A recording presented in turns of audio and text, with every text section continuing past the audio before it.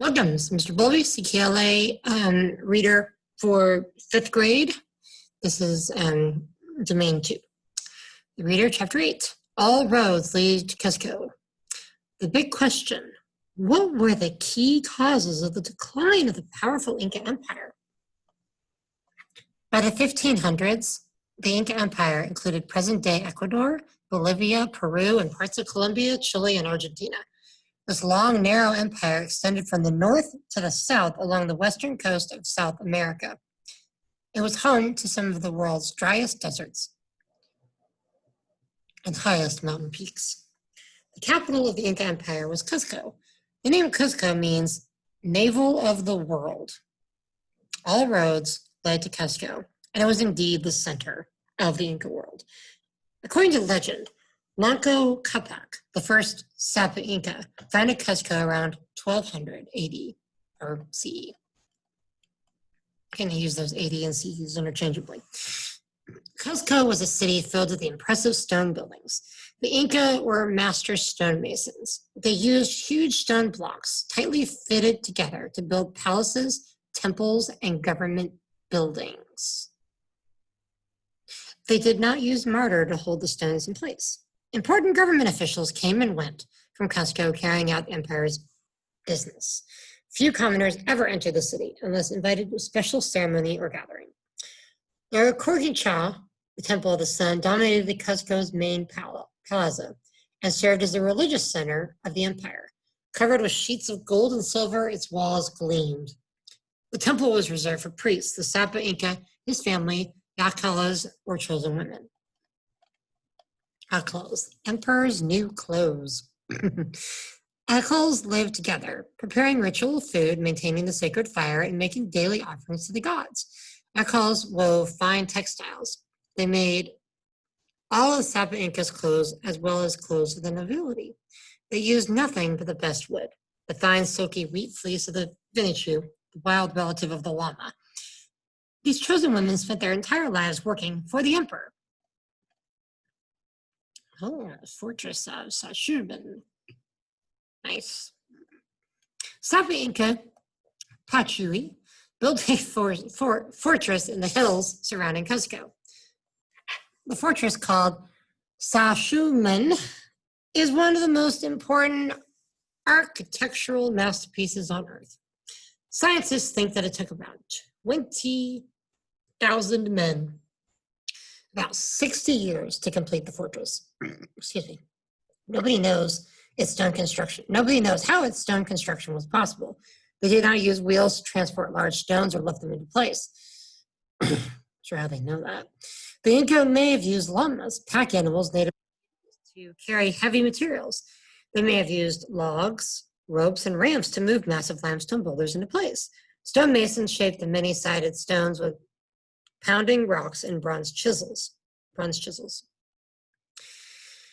These stones fit together like pieces of a jigsaw puzzle, wedged so tightly together not even a blade of grass can slide between the stones. These jagged walls have withstood earthquakes for more than 500 years. Everyday life in the Inca Empire. Commoners lived in the Alu units in the surrounding countryside. Their homes had few windows and often filled with smoke from the central fireplaces. Families lived in one-room rectangular hut made of adobe and thatch and slept on straw mats on the cold earthen floors. To make clothing, Inca women and girls wove animal wool into cloth and dyed the cloth with vegetable dyes. Most people's clothing was made from the wool of domesticated llamas and alpacas native to the Andes. Much finer wool of Vinicus was used to make clothing of royalty alone. Men and boys wore loincloths and knee-length tunics. Women and girls wrapped their bodies in one large cloth from head to toe. These loose cloths were belted at the waist and pinned at the shoulder. Males and females both wore cloaks and sandals. Clothing was much the same throughout the empire, but different regions wove distinct patterns into their cloth.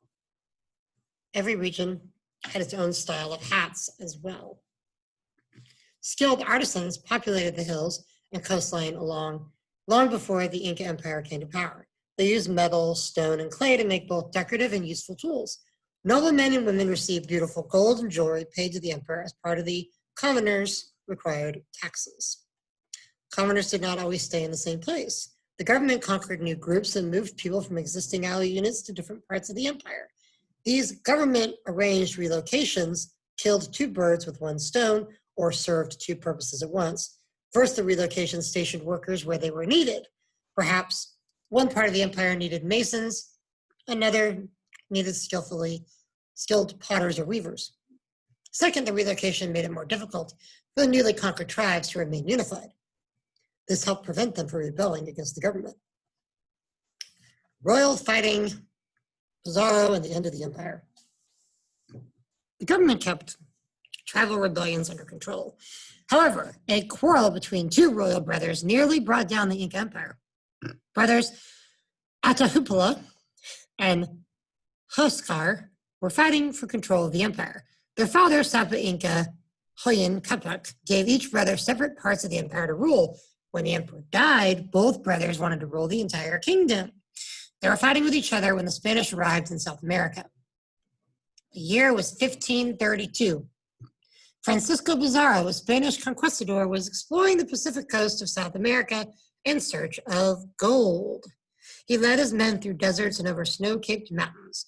The conquistadors were delighted to find that the Incas' swaying suspension bridge was strong enough to support their crossing on horseback.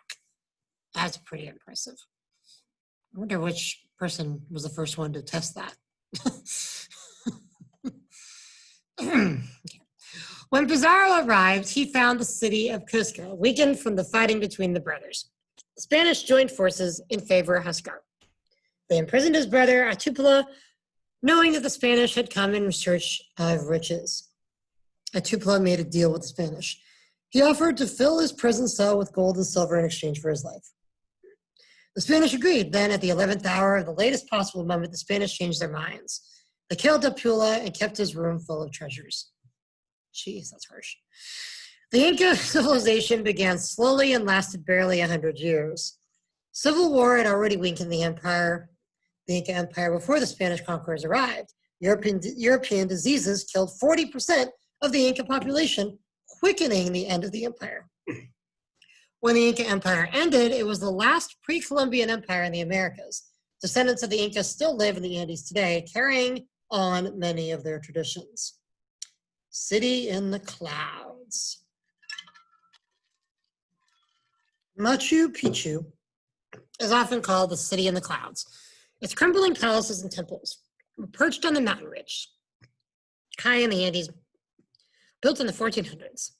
Machu Picchu probably served as a royal estate and ceremonial center for the Inca emperors. Machu Picchu is one of the world's most important archaeological sites. Located about 45 miles from Cuzco, the Inca abandoned Machu Picchu before the Spanish arrived. Hidden in the mountains, Spanish conquerors never discovered this gem. It remained widely unknown until 1911, when Melchor Artiga, a local Quichu-speaking man, led American archaeologist Hiram Bingham there. The Inca left no written records of their empire. Archaeologists must rely heavily on such sites for clues about how the Inca lived. Today, tourists make strenuous climbs along the Inca Trail just to watch the sunrise over Machu Picchu surrounding peaks. Evidently, it's a very pretty place. Oh, wow. It's a great picture. I love that. Beautiful archaeological dig there. All right, that is it for that chapter, chapter 8. We'll see you next time. Thank you for listening.